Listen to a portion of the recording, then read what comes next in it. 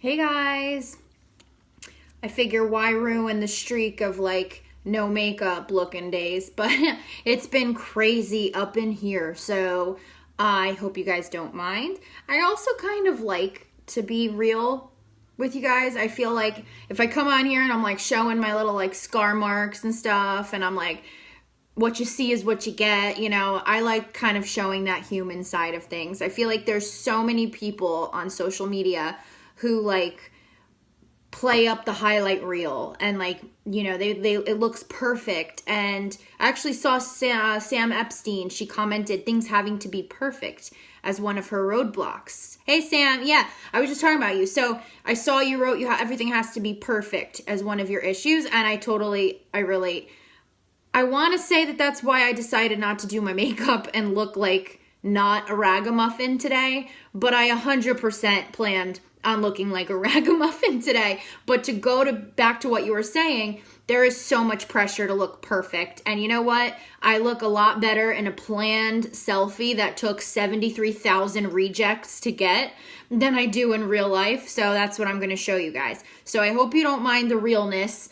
I'm not looking like an Instagram model here with you guys, but I do have a lot of valuable shit to offer. So hopefully that makes up for it.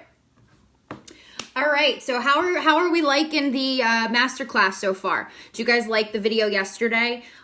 I'm so sorry I went over that much. I wanted to keep it at like 30 minutes to 45 minutes yesterday, and I was like, holy shit, it's an hour and a half. So, thank you, Jackie. This is so nice. Thank you. Awesome. I love doing these. They take a lot of energy, so I don't do them often, but I try to do them at least like every other month or so. But it's always a little different. This is the first one I'm doing that's kind of keto geared because I've been getting so many questions about it, and it's so mental as well as physical. So I think it's perfect to combine the both. Awesome. So today, guys, can someone be in charge and tell me, because I forgot to put a clock in here again, can someone tell me when we're at like the 30-minute mark so I can stop chatting so much?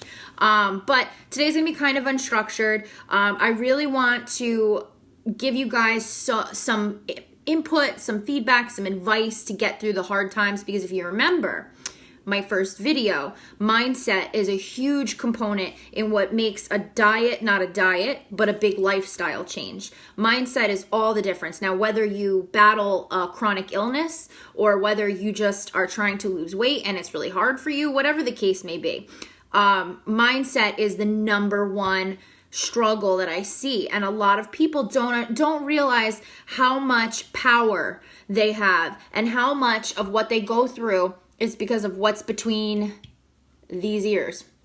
Mindset, it's huge. Okay, huge. So now some of the things I was seeing from you guys were basically like different versions of saying fear of failure and self-sabotage and not feeling like you're good enough, or people having anxiety about things going the wrong way, things having to be perfect. And now I'm going to talk to the chronically ill ladies for a second real quick, especially, but this might apply to you guys who aren't chronically ill. When we have an idea of perfect in our minds, it is a permanent way to set yourself up to never be good enough. Because I know you've heard it, I've heard it too, and it never really meant anything to me when people say there's no such thing as perfect. But there really isn't. What you're looking for, what you're looking to be, you're putting all of that power behind a word that you don't even know what that means. Like, what is perfect to you?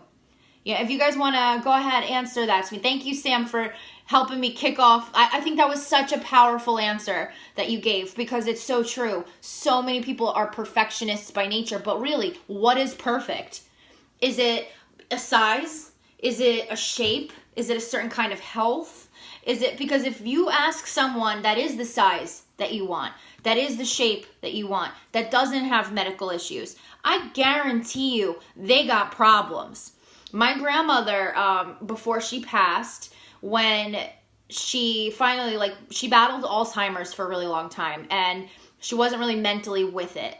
And then towards the end, when her body was shutting down, it was kind of crazy because she had this like amazing mental clarity that she hadn't had in years.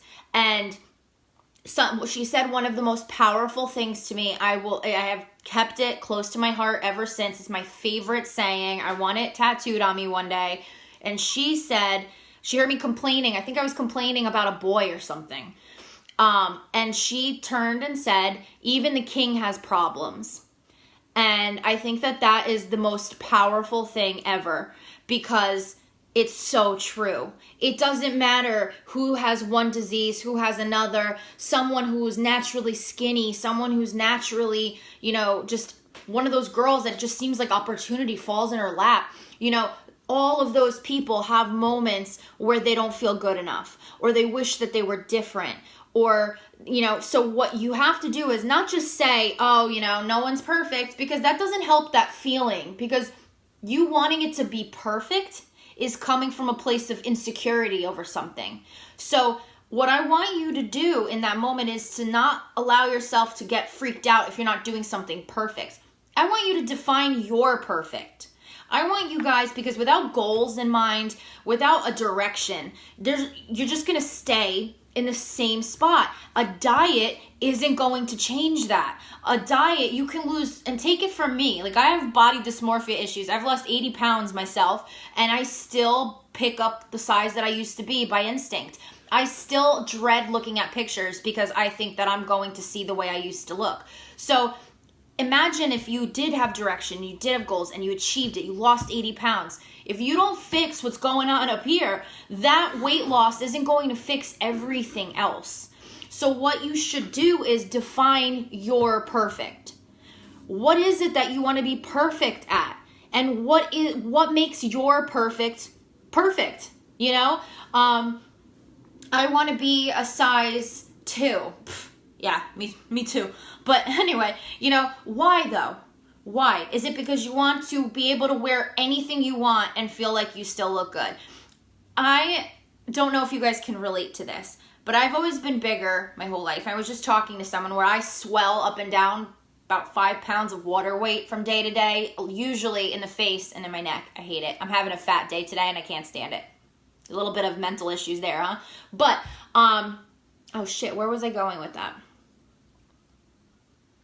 Guys, all aboard the ADHD train today. I had this concept of like, I've always had chub like hanging off of me in some way, if that makes sense. I hope I'm not like grossing anyone out. But like, when you wear a pair of pants, I've always just wanted to not have anything over it. Like, not have anything like falling over the top. Not having my clothing squeezing anywhere. I wanted to, that's my goal, is to have a body that isn't skinny or isn't jacked or built. I just want to be trim. I just want to not have stuff affected by gravity. I want to hold out my arms and not play bingo on them. I don't want to have to worry about how my chin is in pictures. I just want to be. And I just want to be thin, that's my goal. I don't know what the hell number on the scale that is. I don't know what pant size that is for my body shape. I know that that's my goal of perfect, and that's what I'm working towards. And when you do that, you stop comparing yourself to other people. I'm not saying I want a body like, I don't freaking know. I want a body like Jennifer Lawrence. I suck with Hollywood and pop culture, but I don't want a body like anyone else. I want my body to look this certain way, because if I did, I would feel comfortable at any angle. I eventually want to get into doing speaking gigs and YouTubes and, featured on shows and stuff. And I'd be lying if I said I wasn't a little bit worried about a little gobbler here, or how the angles would be. That's my perfect that I worked out. And I know that that's a journey to get there. I'm not starting out in that spot. So do I think it's going to be smooth sailing all the way through? Hell no. First of all, my body hates me. Second of all, nothing is overnight that's going to last. So these are all things that when you fall into the trap of beating yourself up, ask questions. If any of you guys who have coached with me on here before, I ask questions like a mofo. Because when you continue to ask questions is when you get down to the root. And the way you become completely, as I call it, unfuckwithable. It's my favorite phrase. And I made you guys answer on the application if you had a problem with cursing, by the way. So you shouldn't be surprised. But to be unfuckwithable, the way to get there is asking yourself questions. You recognize that you're triggered by something. You recognize you're feeling insecure. You're feeling sad. You want to cheat on your diet and sabotage the last month of eating because it's delicious, or you're tired, or you had a bad day, or you're having fun with friends, right? Whenever you feel like your emotions are not where you want them to be, whenever you can realize that you have an unhealthy outlook on something and you're not doing yourself justice. Have you guys fallen into that trap where momentary feelings make you make decisions that have consequences after the fact? We all have. We have all let our emotions make us do or feel or think things that aren't logical. It's just freaking human nature, especially being women. Please, we got that estrogen. It happens. But when you're in that mode and you start acting not yourself, not your best self that you are trying to work towards, I want you to stop. And I want you to ask yourself one question. Why? So I stop. This is how I do it. I really want to eat those potatoes. I just had to throw away, by the way. My Greek salad came with really delicious potatoes. I ate 2 and I threw it out, and it was the hardest thing I've ever had to do because I hate wasting food, but I knew I was going to eat those damn potatoes if I left them in my house, not in my trash. But anyway, just reminded me of that. So let's say I want to eat those potatoes, okay? I will stop and I will ask myself, why? Because they're delicious. Why? Because they're starchy potatoes and I really love them. Why? Because they have like a really good mouthfeel and they're yummy and they have a good texture and okay. And then I stop. Once I wide myself down enough, I start to think of solutions or alternatives. Okay. So then I'm like, okay, so I love them. Potatoes are great. They're terrible for me. So what could I have instead that's going to satisfy some kind of craving? Because for me, if I have to go make like a mug cake or I have to go, get something out of the freezer or whatever, by the time I get there, I'm kind of distracted and I'm already forgetting about the food I shouldn't be eating. And all of that is coming from why. I'm feeling really down today and I feel like I look like shit. Why? My face is a little pudgy today. Why? I must be having a hypothyroid or Hashi flare. It happens all the time. Why? My body is the shitty way it is and there's nothing I can do about it. Why? This is the card I've been dealt, and then I start thinking of solutions. Well, what do I like about myself? What could I do where I'm not staring at my fotch like this in front of people? I usually will draw, write, watch TV, whatever. I'll start thinking of ways to reassure myself. Okay, so I feel chubby. I have a fat face today. I got a thick neck. Nobody understands what that's like unless they have it too. From day to day, I don't know how thin or how heavy my face looks. But it's my body. There's nothing I can do about it. I have other activities I can do where I'm not focusing on it. I can talk to Nick. I can watch TV. And through running through all this, you get your mind off of fixating on something. And that is how you become unfuckwithable. When you have a set of tools or a system in place to handle the situations that are just going to come with life, you then have control to go through your life with you in front. Like you're in the driver's seat. You don't have to, and this is my favorite example, okay? Don't be, and you guys have coached with me, and those of you on my It Works team, you've heard this a million times. Don't be the damn thermometer. Be the thermostat. The thermometer tests the temperature of the room. It goes up and down with the temperature of the room. The thermostat sets the temperature, and that's what the temperature of the damn room stays at, right? Do you see the difference? Do you let the food that you can't eat? Do you let the pants being too tight, the people coming at you when you don't want to deal with people, your family drama, your illnesses, all those things, do you let those change your temperature? Or do you go into your situation with strength and say, I'm the thermostat and I'm allowed to be upset about something for a few minutes and then I'm not going to let it derail my entire day? That is how you become unfuckwittable, is you decide the temperature of your day. It doesn't matter what happens in it. Christina, one of my favorite moments during one of our calls is I was saying, do you ever have one of those days where it snowballs, where like you wake up and you're like, today's going to be a good day. And then you go on about your day and something happens and you're like, there it is. I knew it was going to happen. What else is there? And then something else happens and you're like, well, my day sucks. And it just snowballs from an inconvenient or a hard 5 minutes into a really shitty day, right? We compound that. We do that. Because what I said was, okay, well, what's one of the events that'll usually like kick it off? Well, my clothes aren't ready, or then I have to sit in traffic. And this was my favorite point. And I actually, thanks Christina, I actually use this like in other calls now because it was kind of groundbreaking to me too. I said to her, I was like, wait a second though. Traffic is one of the things that happens to you. Oh, did you post about it? Oh, I gotta go see it. So traffic is one of those things that just happens, right? But why is there traffic? I'll wait. Why does traffic happen, guys? I really need to get some music in here for these pauses. Someone give me an idea. Why or what's one reason that traffic exists?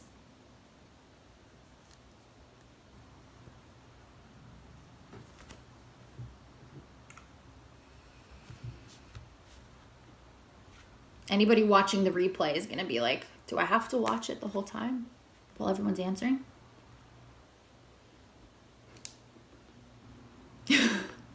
People are idiots. Yeah, there is that. But ultimately, because everyone, yes. Traffic happens because everybody else is in traffic. Wow. Like crazy, right? Like people sightsee, but ultimately traffic doesn't happen to one person. Traffic happens to everybody sitting in traffic that has different things that happened in their mornings. They're gonna have different things that are gonna happen at the rest of their day. But you know what? If you took 100 people stuck in traffic and you let that traffic snowball into an awful day, that is 100 people having an awful day because they sat in traffic that morning. You get what I'm saying about being the thermostat, being the thermometer, understanding, asking why, being self-aware when we're being perfectionists. These are all things that feed into an insecurity of some kind. If you're upset about one thing, you have to make sure you just stay upset about that one thing. You give it a time frame for you to be upset, and then you keep on moving. Because even the freaking king has problems. I'm going to use that quote as much as possible. If you let it take over your day, if you let having one French fry because you had a weak moment ruin a week of dieting, if you let some shitty comment from someone who doesn't really know you and they're being judgmental at work, let's say, ruin the rest of your day, you know what else you can do in a day? No matter what has been said, done, or what has happened to you, no matter what. These are some things you can do with your day, even if it's a terrible day. You can reach out to someone that you've been meaning to talk to for a while and lost touch with. You can tell someone how much they mean to you. You can compliment someone. You can look at pictures of an island you want to visit one day and daydream about going there. You could pick a recipe out that you want to try on the weekend. You can plan a date night. You can cuddle your dogs. You can eat great food. You can turn your lights on. You can have running water. You can have clothes on your back, a roof over your head. These are all things that have nothing to do with traffic. They have nothing to do with shitty coworkers. They have nothing to do with delicious food and one moment of slip up. That is the point of being unfuckwithable. Nothing gets me upset anymore. Now, I'm not saying I'm not emotional. Oh, I am emotional. I'm a sensitive person, and I do read other people's energy and take that on myself. I'm an empath, if anyone knows what that is. So it's extremely difficult to kind of block out energy coming from people. But when you are the thermostat, you can separate things and say, these 5 minutes of crap that I have to wade through, that is 5 minutes out of 24 hours. That these 5 minutes that right now I'm feeling like shit about myself, right? Do I still have people who love me? Even if I was 20 pounds heavier, would they still care about me? Yes, absolutely. So then if that's the case, you dedicate 5 minutes to being upset about that one thing, and then you move on with your life and spend the rest of your 24 hours making them count, making them matter, making them feel good. It's okay to feel good. Guys, it is okay to feel good and be fat. Did you know that? Did you know you can have a wonderful life while you're losing weight? You can have an amazing life while you're dealing with debt. You can have an amazing relationship with someone while you're dealing with stress at work and, trying to lose weight and money issues and all that. You can do all of it at the same damn time. It's all about being the thermostat. Okay? Next time you're upset about something, I want you to ask your why questions, and I want you to figure out the root of where that upset is coming from. Are you upset with yourself? Are you upset with someone else? And then I want you to think that whatever time it is that you're upset about it, tomorrow, and this is going to be a little dark, okay? But bear with me. Tomorrow at 8 a.m., life is over. For that, whoever you're mad at, for you, whatever. Does it still matter? Would it be worth never seeing that person, never experiencing that, never working in that place again, never opening your eyes again? If you think about things in that perspective, it makes it easier to stop telling yourself the stories that get you riled up. Another tool I have for you guys, I want you, whenever you have a situation, I just went over this with a few of my clients actually this week, but whenever you want to retell, like pretend you were going to tell your best friend something that happened, okay? You had a fight with, your boyfriend. I don't know. I want you to look at that, and when you go to relay the story to your friend, do you find yourself saying things that you don't know to be true as fact because you felt them? For example, he had an attitude with me. I think it was because I bought those shoes and I didn't ask him for it. Yeah, he's definitely mad at me. He's always mad at me because I can't get it right, and I spend too much money, and he doesn't understand me, and I think that he watches way too much TV, and we're just distant, and we just are mad at each other. Like, you get what I'm saying? Like, all of these stories that we're piecing it together based on how we feel, but nothing's been communicated, nothing's been confirmed.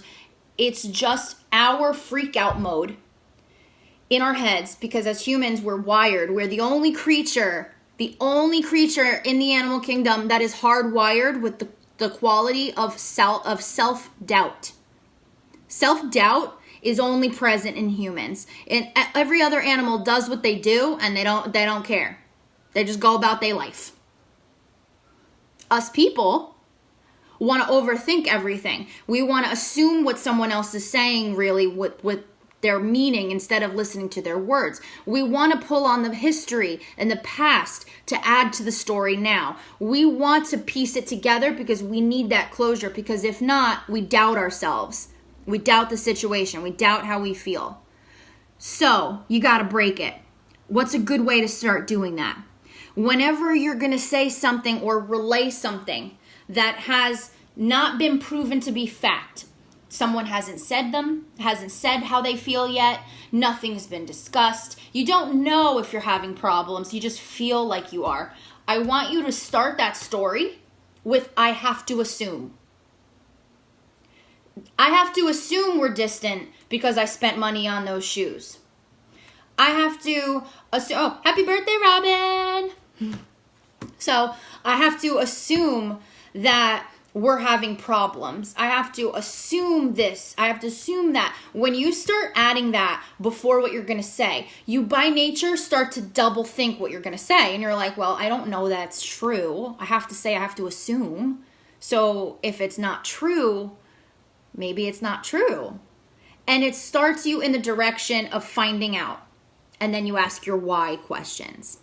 You can do that why questions with yourself. If you're in a relationship and you feel distance, you can say to your spouse, why do I feel distance from you? But by starting it with I have to assume, we stop screwing ourselves over into making ourselves upset about something that might not be the case. We stop pushing people away. We stop reacting instead of listening and responding and communicating. So you're probably thinking, I just came here to lose some damn weight. I don't know what the hell you're talking about. Or maybe this is really relating to you. Maybe you're just really connecting with this. Whatever the case may be, I want you to realize it has everything to do with weight loss. Because if, just like with a relationship, if you are pulling past failures and past fears and past heartbreaks and embarrassments and times that people have let you down and things like that into what you're doing now, even though life is just as messy as it was back then, might be a different mess, but it's still just as messy. If you are bringing the past experiences into the now and using them to stop yourself, you are screwing yourself over. And that goes along with diet. That is why diets don't work. Because the second your emotions are out of check, the first thing that goes out the window is a temporary diet. When you adopt the mindset of, I need to know why I'm feeling this way. I need to know why I don't have discipline with food, because logically, I know that that food is better for me. I know that the food I want is bad for me. I just want it for flavor, but I want to know why I feel I'm not strong enough to make a different decision. And by the way, guys, like I said last night, if you want to eat a damn slice of cake, have a slice of cake. Just don't do it more than, just don't do it often and budget your carbs right. So I'm not saying to you, like, you should have the discipline to never eat anything. Like, no, it's life. Moderation. Just like you can cheat and have a slice of cake and you can go right back to eating keto as soon as you're done with the cake. It doesn't have to be life stopping. If it is, you need to ask yourself why. Because I guarantee you are pulling bad past experiences into the now, and you are self-sabotaging yourself because you're afraid of repeating the history. Stop that. Okay? So I want to recap some of the stuff we went over today because I kind of just rattled off a bunch of shit at you. So you want to start asking yourself, why? Whenever you feel you are not at the best possible version, whenever you are not your perfect or you are not working towards your perfect, ask yourself why. Don't beat yourself up. Get to the root of it. And once you get there, you start thinking about behaviors you can change, solutions you can make, stories you can tell yourself that are true to help you get out of that funk, that mindset.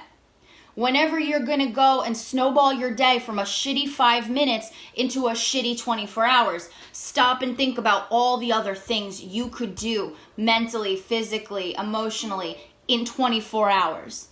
Think about, would I still be this upset with this person if I never saw them again after this exchange? Or would I miss them? Stop and think, am I being hard on myself? Why? These are all tools. As soon as you realize that you're not running towards that perfect self, then you are stuck. So it's up to you guys. I can be as helpful as I can. I can give you the information.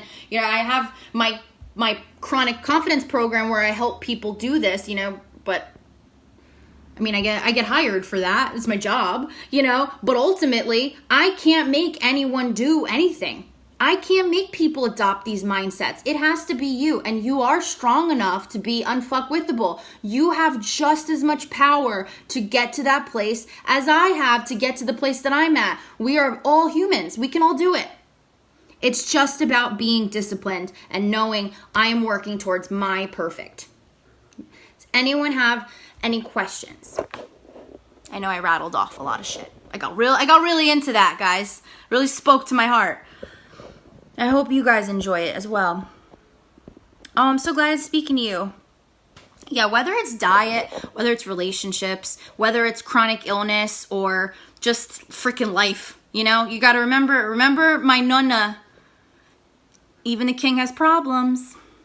Oh, it's my favorite quote ever. She's the best. Do I have her picture up here? Oh no, I have her picture outside in the living room. I was gonna show you guys Nonna. But yeah, so I'm glad you guys love it. All right. I think I am probably around a half hour. Yeah, I'm right at a half hour. Look at that. So, if you missed any of this, go back, rewatch it, take notes. To gain an entry for this video, I want you guys to tell me what stuck out to you the absolute most. Like if you had to pick, don't just say anything you remember or say something to say something. I want you to think about if there was one groundbreaking takeaway from this video. Tell me what it is. Okay, tell me in the comments, and then I'll give you an entry for the giveaway. And as a reminder, for those of you who are kind of hopping in, maybe you missed like the first video or whatever, it's fine. I'm doing 2 giveaways. I'm doing one where it's hand-holding keto starting, and we just start from scratch together. And then I'm doing another one where I'm giving away, I forgot how many days I said, so I'm giving away 5 days of keto meal planning for those of you who like meal planning. All right, and I have a few surprises up my sleeve for the next few days. I'm going to be giving away some of our favorite keto products. Nick helped me out and put some recipes up in the thread from last night's video of like our basic favorites. I'm going to be putting up some products that I love today, like some Amazon finds and stuff. And we are going to be doing a giveaway with those, with the videos going forward. So make sure you stay tuned for those, all right? So thank you guys for being here with me tonight. I hope you enjoyed this. I hope you took a lot away from it and I didn't just rattle off at you.